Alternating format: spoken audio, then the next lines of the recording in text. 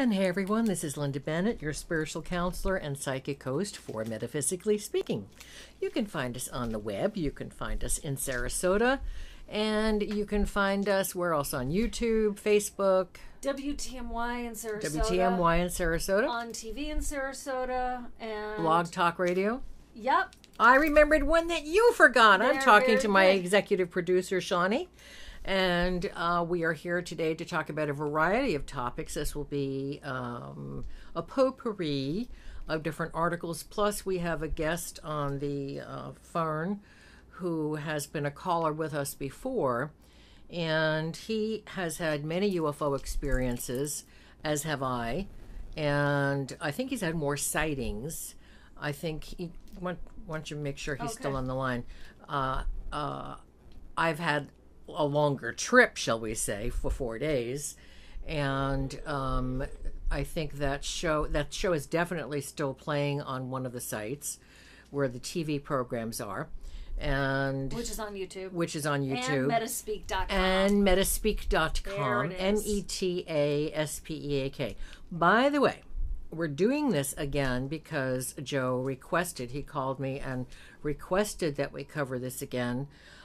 Because so many people are interested, and frankly, I am sick and tired of the crummy movies that are out and the crummy TV shows where people from other galaxies come and blast the Earth to shreds. For what purpose? There's nothing on this planet that they can't get elsewhere in a myriad of other solar systems and galaxies. This is a scare tactic, and it's part of the tactic that all the governments like, because when you're afraid of out there, then you'll behave in here and do as you're told. So the American spirit is much more vibrant than they have in a lot of other countries, because we have a variety of nationalities here and a variety of ethnicities and thought patterns and opportunities for people to become educated. So those shows really irritate me. I still think the best shows are Star Trek, Babylon 5, some of the ones that show people from other galaxies in a positive light. I don't like the new Defiance. Have you seen that on the Sci-Fi Channel? No. Did you like Battlestar Galactica? Yes, I did like Battlestar Galactica. I didn't think it was great. I thought the storylines were weak. But yes, there's conflict on other planets. There's conflict in other galaxies. There's conflict in your own family. But we don't have UFOs coming to blow up the planet. And I've got Joe on the phone, Joe from Connecticut. Say hi to everybody. Hello, everybody. And talk to me about the things we were discussing on the phone the other day, the topics you'd like to see covered, and your comments on it. Well, we all know about aliens. We know that they're here. We have to be pretty stupid and primal not to believe that there's something here higher than us. And as you were saying, there's a lot of that Hollywood interpretation where it's a scare tactic to try to scare us and just make us fear aliens. And I wanted to know, this is a two-part question, are there space here on the Earth, incognito, that are helping humanity shift to a higher frequency? And if so, the Nordic Palladians and the Syrian cat people playing a role in this vibrational adjustment? Yeah, let's do the Nordic Palladians and the Syrian cat people. They're just a small variety of the more well-known to us now, because don't forget we had Atlantis, and prior to that we had the giant continent of Lemuria, which is in the Pacific and under the Antarctic, the part of the Antarctic continent. And so there are many galactic visitors who have been here. And as I've said before on the show, we used to travel between galaxies the way we traveled to London. It wasn't a big deal, and they traveled here and we traveled there. We were very comfortable with working with wormholes, which speeds up the process of travel, and working with the mathematical formulations that they're just discovering now. I want to cover a show, Shawnee, if you can remind me about what was on PBS. She's looking stunned that she has to remember something with all the things on her mind about plants. Because suddenly now I'm a genius based upon all the things I've been saying for years. We're now doing shows on PBS, and the college stations, proving that what I've been saying for years is right. And so the cat people, actually, I had a student years ago who was in Mexico, and she wandered off the trail, so to speak. I have two of those like that. And she wandered off the trail, and she found herself all by herself, but suddenly she felt like she was encased and enclosed. Remember Mary Louise? Yes, yeah. And Very discreet, Linda. Very discreet. And so all of a sudden this woman appeared in front of her. It's like she materialized. She could see her materializing. And she had a cat's head in a woman's body. But it was more not like pussycat with fur. She had soft fur, and she had a woman's face, but it was definitely a feline energy. And she had long, gracious fingers and a beautiful body. And they talked psychically. She didn't remember what was said, except that not to fear. Nobody was going to come to harm the earth. They were here. They have been here since the beginning. They will be here till the end. It's their job as watchers and ambassadors, which is what I call them, to help raise the consciousness of the planet, to avert certain circumstances. I think we've referred to the day that all across the earth years ago, all nuclear weapons facilities from the United States to Russia were frozen. The computers went down. The missiles went dead. Everything was shut off. And that was a warning to the world that you think you're controlling things, but we're not going to let you blow each other up, and we're not going to let you destroy the earth. So the Nordic people are the same. They were very tall and very, I still see them occasionally, and I saw them when I was aboard the craft years ago. They're very pale looking people. Skin tanning people would love to get a hold of them. Very tall, very thin. Their hair is iridescent white, what we would call iridescent white, and their eyes are magnificent and blue, and some of them are gray. Very quiet, very, very cerebral people. And they inspire people who are inspirable to get better textbooks in schools, to get a better curriculum, to hire a certain professor over another. If people are open to receiving that information, they're allowing themselves to be influenced in a very positive way. Because we can't keep thinking that, I said to a girl who passed by the other day, I meet more people out there gardening with their dogs and who are just walking. And she's also being homeschooled. Gorgeous girl. She looks like Jennifer Jones, the actress. I finally figured out who she looked like. I can't wait to see her again to tell her. She's being homeschooled. And unless you have a very cosmopolitan parent, that can be very detrimental, because you get out into the real world and you go, what happened? Where have I been? And it can be a frightening experience. So these Nordic people especially are the ones who are influencing education around the world. And they're having more success amongst Asians and wealthy Indian people and wealthy Islamic people, because Islamics were basically the educators in the Middle East in the mid 12, 13, 14, 1500s. They had beautiful artwork. They made beautiful sculptures. They had beautiful buildings.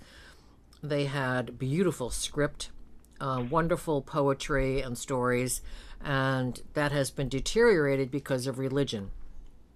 So the Nordics and the cat people have been here, will continue to be here. Others are here as well. Sometimes I'll get a flash of them out of the side of my eye. Sometimes I'll see them when I close my eyes to meditate. Sometimes I'll see them in my dreams. Lots of other people have seen them as well. And this girl was not frightened, and she was easily scared, if you remember who she was, and I know you do. She was easily scared. And imagine being on some plateau up in the mountains, overlooking something in Mexico, and all of a sudden a woman appears who definitely looks like a pussycat. She didn't have a tail. She just had a cat's head that was more humanized than a pussycat. So the other question on the UFOs was, Joe, what was the beginning of it? Oh, I just wanted to know, are they helping humanity shift to a higher frequency? Yes, they are, and the angels are, and the fairies, believe it or not, who work with us. I was going to put a plant the other day. Listen to this. Twice. I was going to dig a hole and put a plant. Well, I wanted the plant where I wanted it. And I thought, this is my house. We're paying the mortgage, and I want the stupid plant here. Well, I started digging the hole, but I dug it very carefully. And in the first hole was the chubbiest worm you ever saw. Now, I don't use pesticides, so I have worms everywhere. And I said, okay, I won't disturb you. And I covered him up, and I moved over several inches because he was a long worm. Moved over several inches. Okay, a few minutes later, no, don't put the hole here. Gradually uncovered the dirt, and there was a little ring-necked snake. Now, they're very small. They look like giant worms. They're black, and they have either an orange or a red or a white or a yellow ring around their neck, and they eat cockroaches and spiders. Well, he just looked up at me like, you just woke me up out of a nap. So I covered him over carefully, and I moved the plant over. So here's little fairies and little spirits in the garden trying to tell me where to put the plant because I don't want to harm the creatures. So they, the angels, the UFOs who specialize in helping other solar systems evolve, are desperately trying to get us all out of religion and into spirituality. And Bill Maher was on the other night, and he is anti-religion, more vehement than I am. I'm not as vocal about it as he is.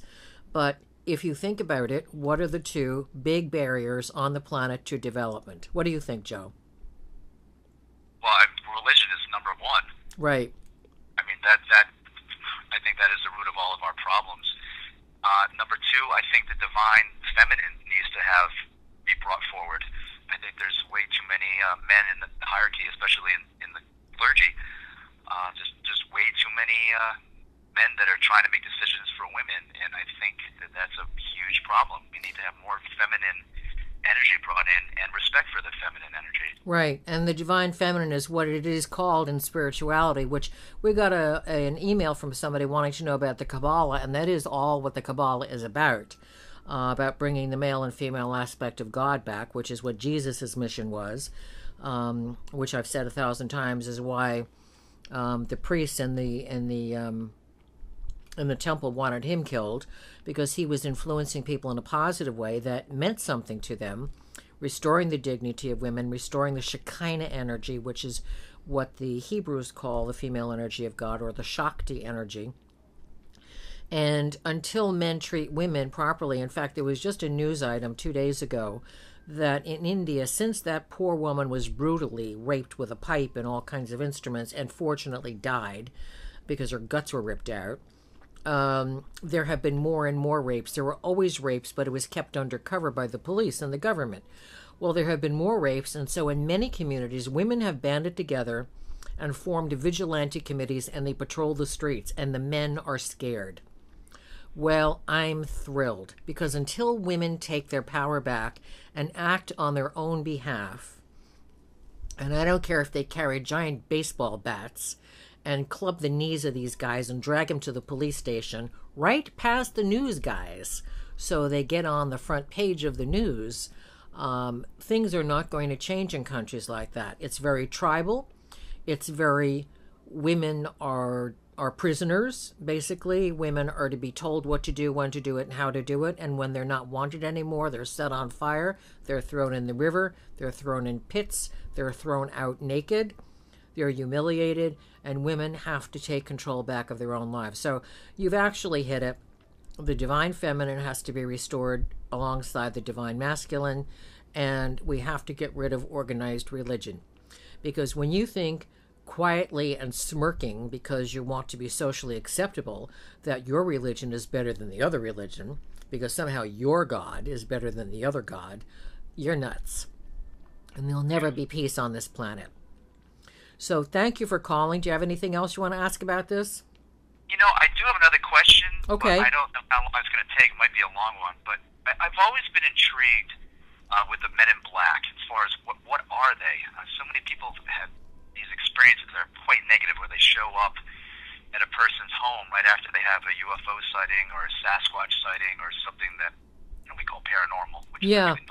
There's two aspects. There's two aspects of that. I've never actually seen a man in black, and it's not like the Will Smith, Tommy Lee Jones concept, where your neighborhood barber is like this three-headed thing from another planet. There's two concepts. One is that they are FBI agents associated with Project Blue Book, which never really went off the books, and they made great announcements that it was, and Heimlich disassociated himself from it because his family was threatened, and which was revealed just a few years ago. And I was told about it by Brad Steiger years and years ago, because I believe his wife, and I'm presuming they're still married, used to work for Heimlich. And so they are FBI agents wanting to get accurate information about your experiences and comparing them with other people. The old idea that you have to be in black to be unnoticed is silly. So I think now the concept is, they'll wear gym shorts and Hawaiian shirts and lays around their necks in Hawaii and beads somewhere else. The other thing is that they are actually UFOs, and they want to make sure that you're not frightened with your experience. They're aliens. They're people from where you have just been or people you have just seen. So those are the two different concepts that I'm aware of. And I'm also not aware of anybody, there's one point, of anybody being harmed except for this one scientist, and I can't remember what he was affiliated with, but he was about to release a paper proving the existence of UFOs and talking about the fuel. And he was murdered. His workshop was blown up. This happened back in the 60s or 70s. And 3 men had been seen leaving his house in the back of his yard where he had his workshop, in the black suits, the black hats, the black sunglasses, driving away in a black car, who knew. And I believe what happened was they were not FBI agents, or they simply would have confiscated everything. They were not UFO people, or they simply would have made it disappear. They were people from a petrochemical company that did not want that type of fuel to be released. I have no proof of that. It's what hit me when I heard the news. It's what hit me when I read the articles, and there's no way that I can possibly prove it. But I want to thank you, Joe, for calling in, because you're a great follower of the show. Tell everybody you know about us. And, of course, always do. And we look forward to hearing from you again. Likewise, Linda. Thank you so much. You're welcome. Bye-bye now. Namaste. Namaste, people, by the way, means I bow to the God within you. And you can say it to your friends. You can say it to enemies. Even if you were in a firing squad and lined up and somebody was going to shoot you. The most gracious thing you can do is say, Namaste. And talk about gracious. Oh, we're running out of time in this segment. I have to wrap this segment up. Well, we are going to be right back with more Metaphysically Speaking, so you stay right there. Hello there, everybody. I'm Linda Bennett, your spiritual counselor and psychic host with Metaphysically Speaking. You can find us on the web, Facebook, Radio Talk Blog, Sarasota, Blog Talk Radio, twittering, whatever, and you can find us in Sarasota on radio and on television. And you can also find our old TV shows and our current ones, because we're going to do a couple of new ones very soon, on the website as well. Metaspeak.com. And it is metaspeak.com. And actually, Cindy typed in Metaphysically Speaking, and it popped up as well. So it doesn't matter whether you do that or whatever you're going to do. This next segment, and probably for the rest of the show, because I have articles stacked up the wazoo here on my little bench, and we're going to be talking about open metaphysical questions, and this is things in the news and things you need to know about. And I am introducing, except she's sound asleep, my little angel crossed over on January 2nd. Her kitty cat. My little kitty cat, and I had her until she was 19 3/4. And, 19 and a half. She was 19 and a half. And I loved her dearly. And I thought, no more cats for me. This is too painful. I have had sick kitties off and on since 1993. I'm tired of the shots and the medications and the crying and the worrying and them dying on me. Cats shouldn't die until we want them to. And that's when we get them, and then we die with them. So, but unfortunately, it came to me in meditation. I said, why do our pussy cats and puppy dogs have to die so young? Well, we know about large dogs like Great Danes. Their hearts just can't sustain.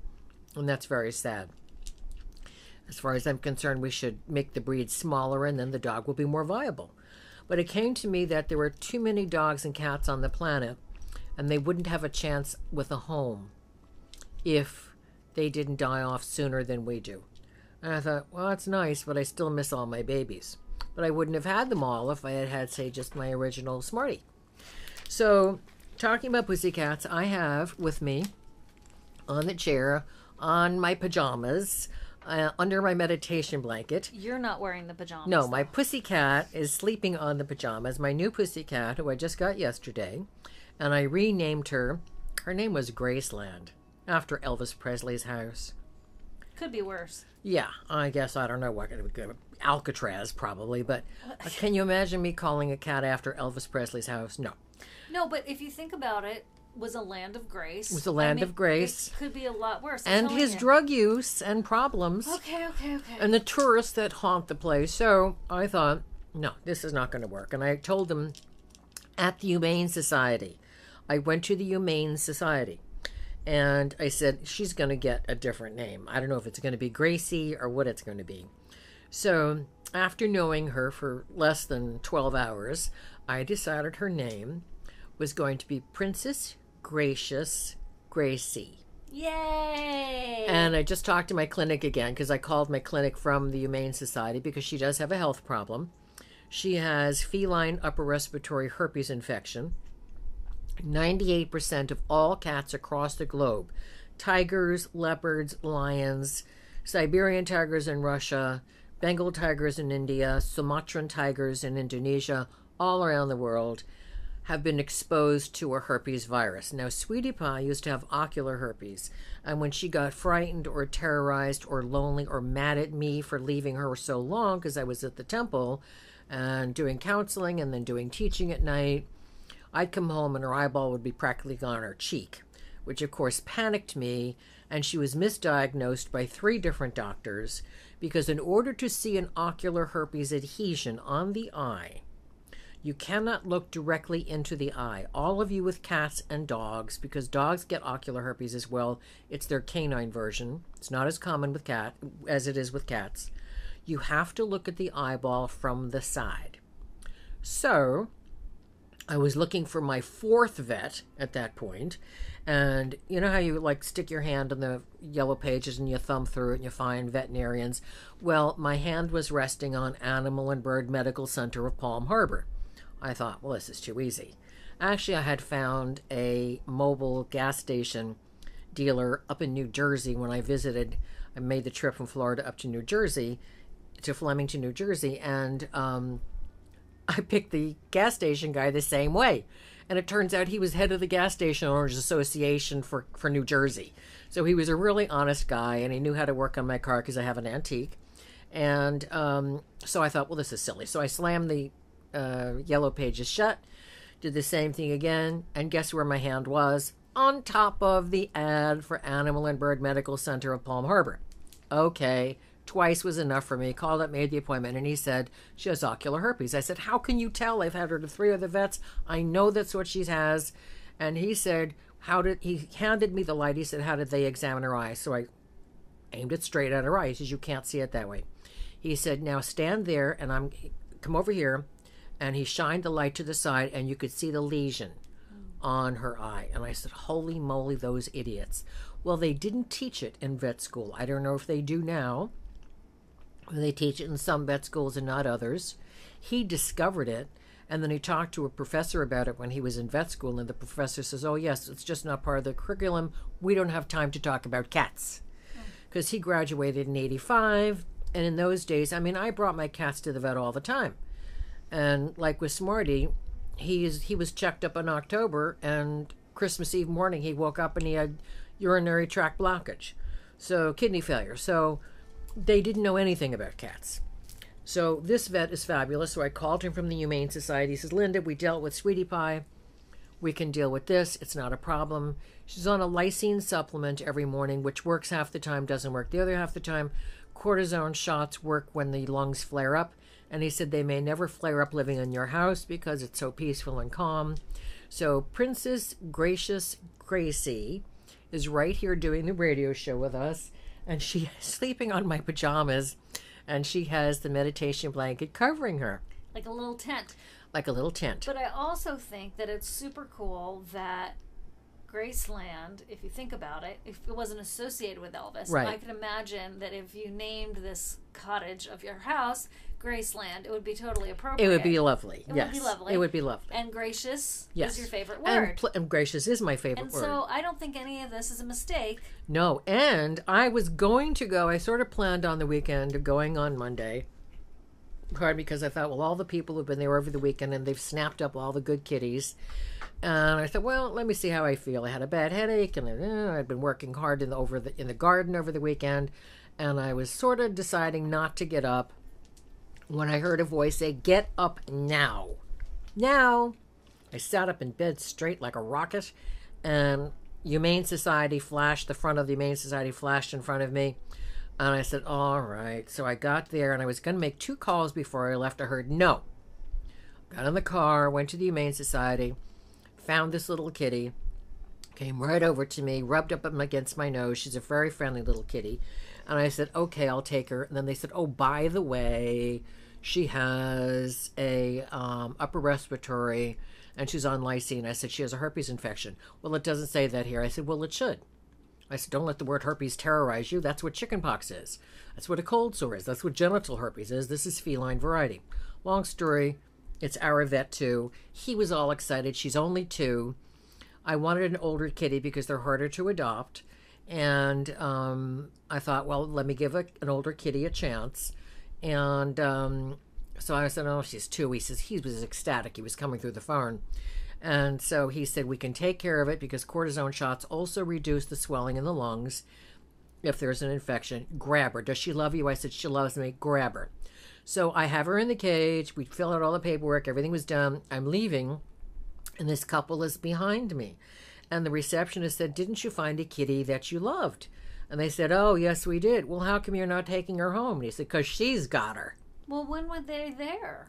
They came in just a few minutes after I was there, and they were chatting inside. Meanwhile, I'm out doing the rounds looking for the kitties, and I came across little Princess Gracious Gracie before they did. Well, then how did they even know she existed? Because they take that's a good question, they take the information sheet off the cage, and that means the cat is not adoptable. And the reason she hadn't been adopted earlier, she was there for several months, is because she was in quarantine. Oh. Because she got the 2 infections while she was there. When she first came in, she got the infection from nerves. Mm-hmm. And then something frightened her. The dogs were barking horribly. I wish there was something they could do. When I came back in the office, my ears were ringing. Wow. It is horrible. And the cats, it's not a cat thing to listen to dogs barking. No. A lot of them just click out. It's very sad. But I must say the Humane Society of North Pinellas County is immaculate. Everything is very well cared for. The animals are very well cared for. They have a medical person on staff. Everybody is well informed, and they have a full information sheet with different aspects of the cat's personality, whether it's friendly, whether it's independent, whether it's affectionate. Anything that didn't say affectionate, I backed off from, because I don't want a cat that's not going to know me in my own house. If I'm going to feed you and take care of you, I want you to be affectionate. I'm not that demanding, but I think that's reasonable. So anyway, she's right here with us. She calmed right down. And this is the first time I let her in here because of all the crystals and all the little breakable goodies. And she didn't jump up to break anything or expand her knowledge on top of my big desk here. And I put her on the chair, and she's all snuggied in. So I want everybody who has a pussycat or who used to have a pussycat to consider getting a pussycat. And I have 2 stories here. One is from the April 2012 People magazine, and it talks about a woman who had adopted a cat. Just hours after adopting a cat named Pudding, Amy Jung marveled at how the 8-year-old Maine Coon mix settled in, cuddling next to her in bed. He became a family member instantly, says Jung 36, and soon showed his loyalty to match. That night, as Jung a tea shop owner lay sleeping, she suffered a diabetic attack and was at risk into falling into a coma. Unable to move, she awoke to Pudding, all 21 pounds of him, because he's a Maine Coon, jumping on her chest, swatting her face, nipping her nose. With Jung slipping in and out of consciousness, the resourceful cat then went down the hall where Jung's son Ethan, then 7, was sleeping. her husband was away. He pounced on Ethan, who came running and gave his mom an injection that saved her. If Pudding hadn't gotten Ethan to help me, I wouldn't have survived. Now, talk about a smart kitty. And this is not the only story about kitties who have saved people. I have a folder inside with kitties who have saved people. And in Cat Fancy magazine, which is the June 2012 issue, it talks about therapy experts and how people respond more to cats than they do to dogs, unless they're dog people, but they even subconsciously through the brainwave thing. Like I had when I had my ears checked, and they said I had extraordinary, I must be from another planet, the woman said, because I have extraordinary hearing. I said, actually, I am. And she stared at me and didn't close her mouth till I left. But it says a cat might have a stronger effect than a man on replacing a woman's negative moods, according to the study. They're talking about all kinds of studies here, that cats are very likable, they're very gentle. Some people say cats are sneaky. They're not sneaky. They're like ballet dancers. They're very delicate. They move very cautiously, very quietly, very purposefully. They know where they're going. They know where to put their feet. And the study doesn't quite go that far. What did it say? When it comes to cats, people either love them or hate them. I've discovered, the ladies, that men who don't like cats don't like women. That doesn't mean they're homosexual. It means they want to control you. So I would run like the dickens from a man who doesn't like cats. Pardon me. I swallowed my little mint thing too on the wrong side. And mostly those who suggested their disdain for cats never shared their lives with a cat. Now, women who come from families that are from old Europe have all these stories about cats sucking the milk out of a baby. That's never happened. Cats snuggle. They keep the babies warm. Because don't forget, especially in those days, you had one fireplace. And people got cold. So the cats were keeping the babies warm. The babies were keeping the cats warm. So this is a wonderful study, and it talks about how cats are much more therapeutic. They love snuggling with people. They love to be touched.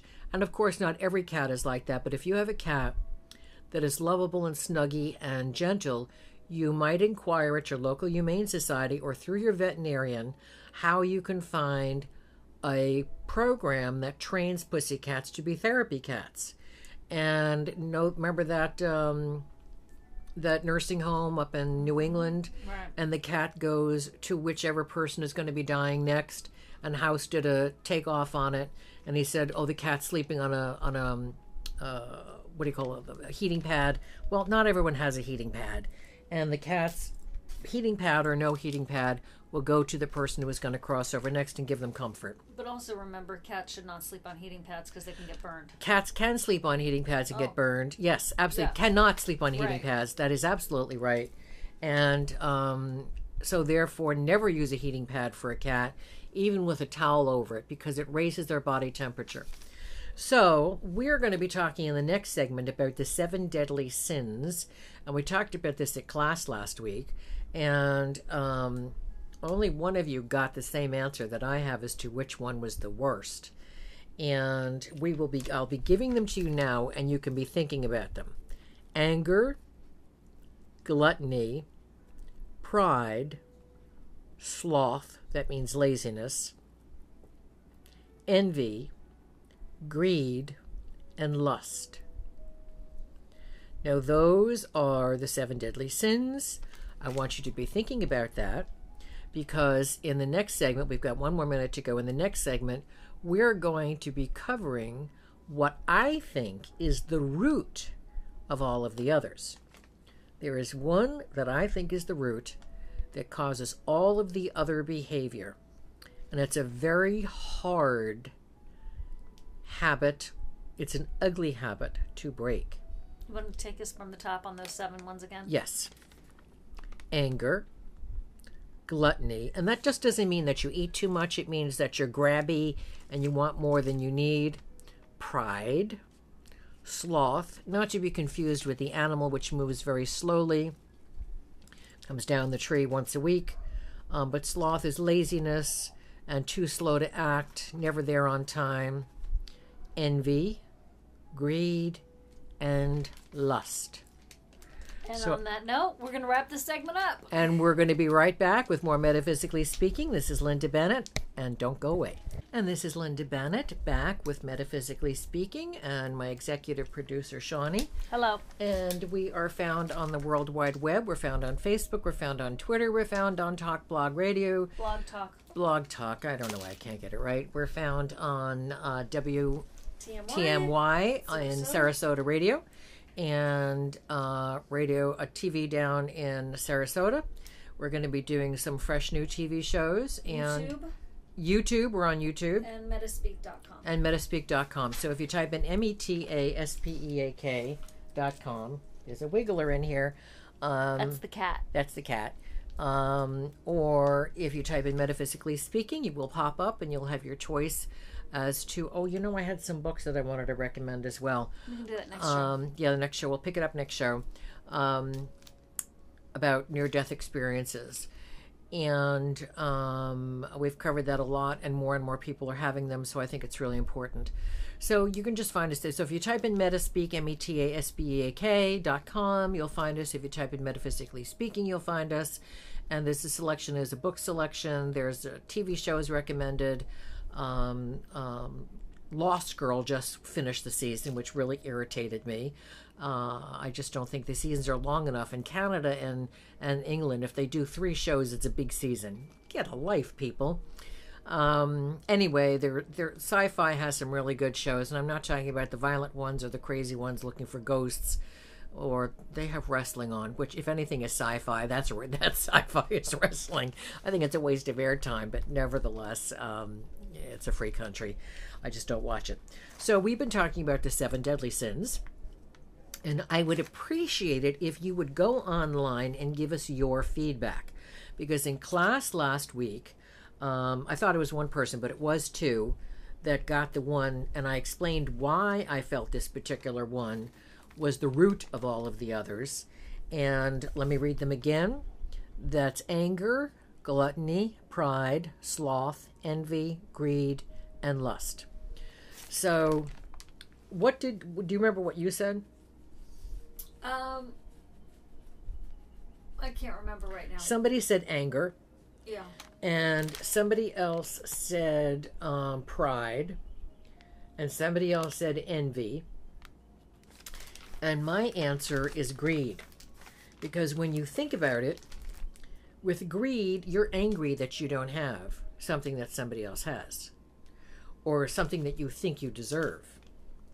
With greed, you do take more than you're supposed to have. You take more than your fair share.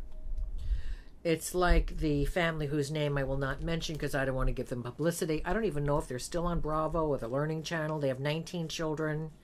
And I've criticized them before. No one needs 19 children. That's taking more than your fair share on the planet. Those kids don't have a future. There isn't enough water. If the governments in this planet were honest, there isn't enough fresh water for everyone on the planet now.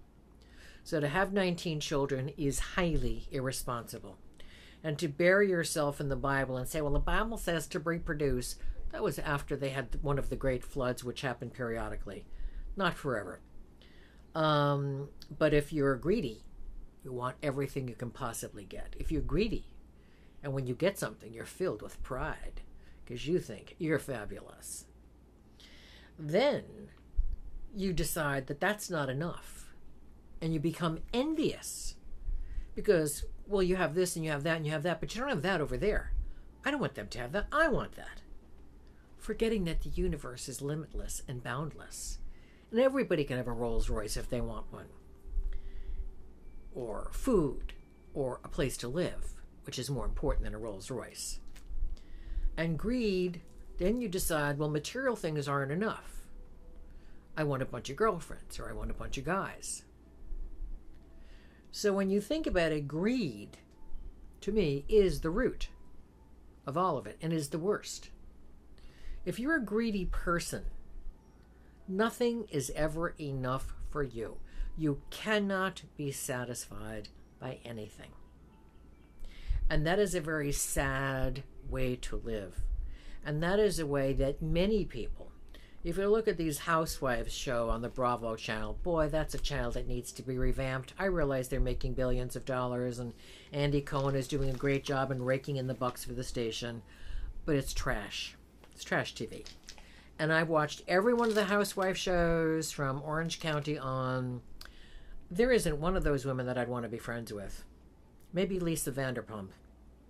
That's the one with little Jiggy, little dog, and he wears clothes because he has alopecia. And she brings them to the Children's Hospital for alopecia patients.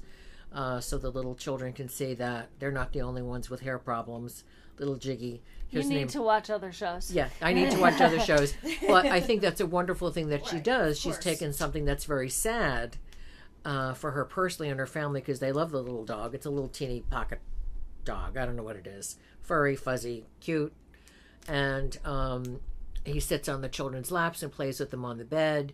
And he doesn't have his little jacket or his little sweater on. And they can see that, he's had his little problems. So there's a woman with extraordinary wealth. Nobody's saying that they're as wealthy as Donald Trump, but even Donald Trump isn't as wealthy as Donald Trump thinks he is. And she's taking a very sad situation and she's turning it into something positive. So probably she'd be the only one I'd want to be next door neighbors with. So when you think about it, greed is the thing that's going to trip you up every single time and cause you to be involved in other types of negative activity. And if that's how you want to spend your life, seeking out what other people have, looking to see what other people are doing, and when I say sloth, it makes you lazy. It makes you wait for opportunities instead of taking action to do the things you should be doing.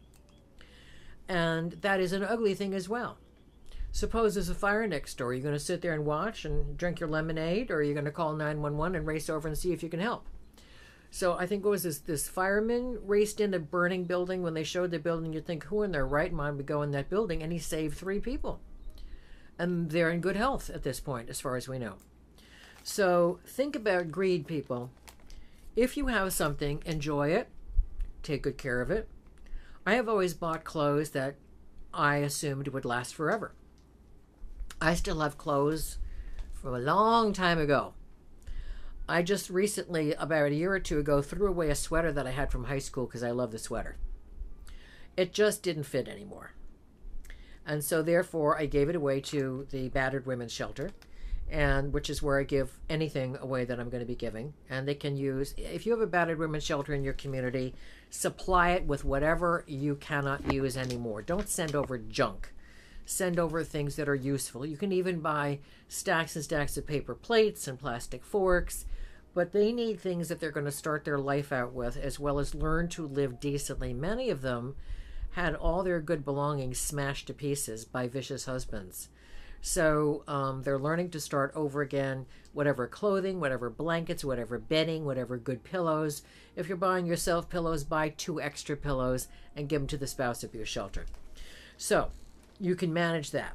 And when we're talking about anger, and we're talking about greed, and we're talking about sloth, here is an article that I have been aware of it for years because my ex-husband was stationed in Germany. Both my ex-husbands were stationed in Germany, interestingly enough. I'm looking for the date. It's been recent. But of course, on these pages, it doesn't tell me. But it's been in the last couple of months. And the title is Ancient Fears Rises Anew. Resurgence of Anti-Semitism coupled with a moribund economy has many Hungarian Jews wondering if it's time to leave their country. Now, my father was in D-Day. He was shot down, woke up in Italy, in a hospital in Italy with a piece of his head missing, where I've told the story where they put in a metal plate. And he was sent to North Africa. He was sent to Germany to liberate the death camps. And that's something he may have started a couple of times, because I asked about it because I was studying Judaism. And as I mentioned, I would go to Hadassah meetings, which were the women's meetings. And many of the women had been children in the Holocaust. And they were now grown-ups, and they were still traumatized. And these sophisticated, beautifully dressed, beautifully coiffed, diamonds everywhere, women would fall into puddles from grief. And I worked in my practice with people who had been reincarnated too soon and were anorexic or bulimic, And we did regressions with them, past life regressions. You do not need to be hypnotized. You don't need to be put under a blanket for rebirthing. That's nonsense. Very few people do them anymore because to do them properly is labor intensive. And you really have to be psychic to see what they're seeing as well and be able to guide them through. Rebirthing is a series of breaths that helps take you back oftentimes to the birth process. If it was a difficult birth, then the concept you got on the conscious planet, on the conscious part of your brain, is that life is going to be difficult. And so that sets a tone for your behavior, your actions, and reactions. A regression is going back to an early part of this childhood that you've forgotten or other lifetimes. And so you should really not conduct it with a psychologist unless the psychologist is psychic or there is a psychic present who knows how to maintain a neutral personality so as not to influence you in any way. So that can make it a very useful situation. And I had several people who had been in concentration camps and were used to not eating or giving their food away to younger brothers or sisters or to sick parents or whatever, and didn't think they deserved food in this lifetime. So when I got them to see that, and these girls, two of them, I remember them, one had dark hair, one was a blonde with blue eyes, looked like she just came from Switzerland or Sweden, just off the boat, and she was afraid of crowds. Now, I don't like crowd sounds. I used to hate going to ball games for that reason. We used to get tickets to Shea Stadium, sit right in the front. So you have certain carryovers from different lifetimes. But they both had a fear of crowds, of armies, of being cloistered. I can't stand small spaces either. I used to panic when I had to make a phone call out of a phone booth. And they, when I did their regressions, they saw their lifetimes back in concentration camps. One had been in the Inquisition, like I was also in the Inquisition, and had been tortured and no food. After this, I gave them a diet to start off with simple foods, mostly vegetables. You know me, I'm a vegetarian, but for them, I let them have fish and chicken. And one of them sent me Christmas cards for several years, and I haven't heard from her since, but she became a vegetarian. She gained normal weight. She began her menstruation, which at 25, she had never had a period. And that happens with people who are undernourished. And they both were leading happy, normal lives, aware, and both of them had joined organizations which were organizations that informed people about Nazism, because, you know, the Iranians want to pretend it never existed. There are certain countries that want to pretend it never happened. Well, when my ex-husband was in Germany, he and his boss went to an inn. There are a lot of inns in that part of Europe. And you can get lunch or dinner or breakfast, and you can stay overnight. And they're like hotels, but local hotels. And they got there earlier than they planned. Didn't say hours open 1 to 4 or whatever. Well, they got there like at 12:45, and they walked in, and they heard commotion, and they looked down. It was like a circular area on the top that you walked in on. You could have dining on that level, or you could go down to the lower level where there was more dining and dancing. And there was a group getting up, and they were leaving from a luncheon, and they all went Heil Hitler. Well, my husband was Italian, and he blanched. His boss was, I don't remember what his boss's ethnic diversity was, but he blanched, and they could not believe what they had just seen. And the proprietor stared them down, and they both left. We're telling this story to a friend of his several years later, and he said that he and his wife had just come back from Austria and Switzerland. They had had the same experience in another inn. Heil Hitler. And as they were all leaving, they were Heil Hitlering the guy who owned the place. And they left. And this has continued on. Well, it's alive and well in Hungary. And the idea that this could happen again, that people could be hated and killed because they're Jewish. Well, it's not just because they're Jewish. It's because the Jews have been smart enough over the years to educate their children, to give them children crafts that would carry on and sustain the community, whether they were bakers, whether they were jewelers, whether they were cloth merchants. Everybody needs clothes, you need food, you need whatever. And other people who don't have the educational concept in their mind and are happy to take any kind of a job, whether they're overqualified or not, are jealous.